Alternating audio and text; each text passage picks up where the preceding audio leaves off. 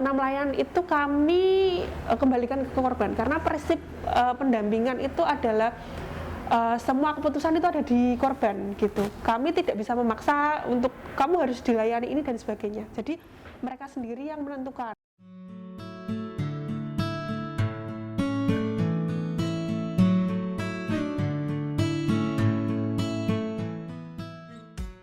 Selamat datang teman-teman di channel Center for Trauma Recovery. Hari ini kita bakal ngobrol sama PPT Seruni nih. Aku Syedi Sekartinati, udah bersama narasumber dari PPT Seruni yaitu Mbak Iis Amalia sebagai psikolog dari PPT Seruni. Mau nanya nih Mbak, Seruni itu tuh apa sih, dan mungkin Mbak bisa nyeritain kayak latar belakangnya, lalu kayak kegiatan-kegiatannya apa aja kayak gitu. Oke. Seruni itu sendiri adalah lembaga yang dibentuk pemerintah ya, di mana Seruni ini memang untuk melayani pusat pelayanan terpadu yang melayani korban kekerasan berbasis gender, misal korban kekerasan dalam rumah tangga atau kekerasan dalam pacaran, kekerasan yang menimpa pada perempuan gitu. Kemudian juga untuk perlindungan anak, kekerasan terhadap anak. Nah, kekerasan ini bisa berbagai macam.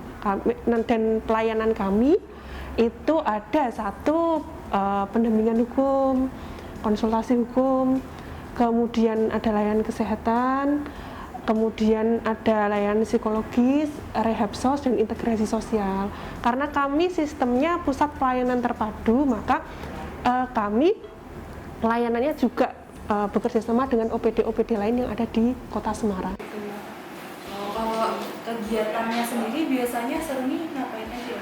Oke, karena kami tempat pengaduan ya, jadi biasanya ada korban yang mengalami masalah, misalkan kekerasan seksual, kemudian mengadu ke sini, layanan pengaduan. Layanan pengaduan ini kami memberikan informasi kepada korban, hak-hak korban itu apa, kemudian dari kasusnya itu dia mendapat informasi apa, kayak gitu.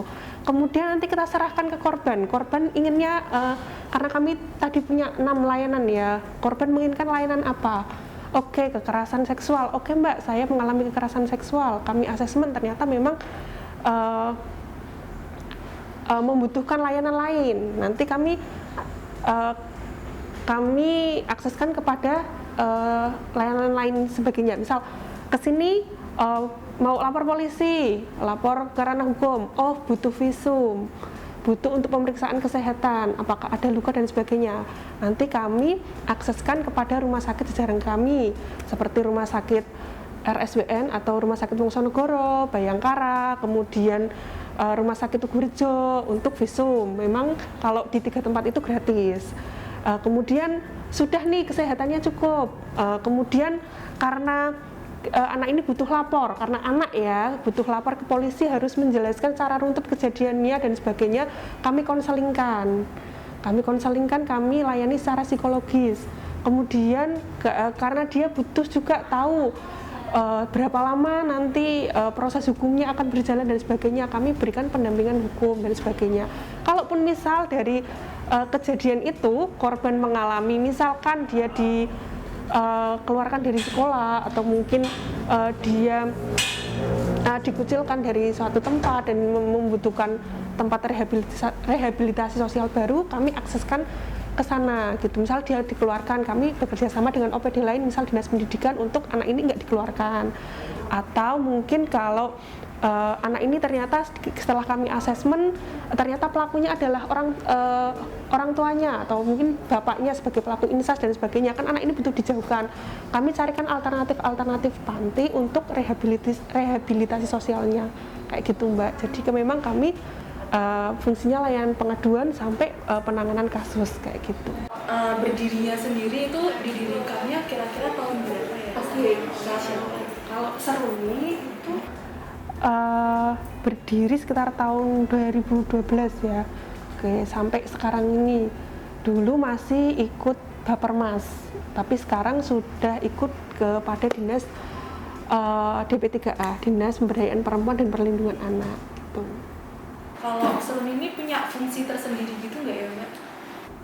Fungsi kami itu melayani masyarakat yang mengalami kasus itu tadi kekerasan berbasis gender tentunya. Nah ini kadang juga salah paham di masyarakat karena kan kami kekerasan berbasis gender ya. Kadang ada yang kesini misal masalah utang piutang ya nggak bisa kami terima. Kalau memang masalahnya masih terkait kekerasan berbasis gender, misal oke, aku dipukuli suamiku atau mungkin aku mengalami kekerasan dari suami atau mungkin dari pacarku, kami masih bisa bantu. Tapi kalau itu sudah di luar ranah kami, memang kami nggak bisa melayani. Misalnya tadi kayak kadang ada yang kesini masalahnya utang piutang kayak gitu, kita mungkin nggak bisa melayani karena mandat kami hanya untuk korban kekerasan berbasis gender gitu Mbak. Seandainya ada klien mau minta bantuan dari Seruni, itu proses pengajuannya langsung ke sini atau harus lewat kecamatan dulu baru bisa ke sini? Bisa lewat, kami punya banyak pintu sebenarnya. Pintu pengaduan kami itu banyak, kecamatan bisa. Kadang di tingkat kelurahan ada beberapa JPPA, kadang lewat JPPA mengarahkan ke PPT yang di kecamatan. Kadang ada juga yang langsung mengadu ke sini gitu. Lewat pintu manapun kami tetap memberikan pendampingan, pelayanan untuk mereka. Jadi kadang juga ada yang lewat email DP3A, kadang ada yang lewat email Seruni gitu. Jadi memang kita punya banyak pintu pengaduan. Kalau yang untuk 6 tadi itu yang apa, yang pendampingan psikologis atau itu kliennya yang ini ya, apa namanya, kayak memilih sendiri atau dari Seruninya kayak di sini kamu butuh ini. Okay.